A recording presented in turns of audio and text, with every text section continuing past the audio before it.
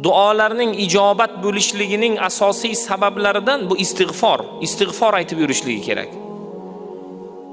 Bir shayx oldilariga kelgan har qanaqangi savol bilan kelgan odamga istig'forni taklif qilardilar. Birov kelardi, meni ishim yurishmayapti, istig'for ayting derdilar. Birov kelardi, meni farzandim bo'lmayapti, istig'for ayting derdilar. Meni falon joyim og'riyapti, istig'for ayting derdilar.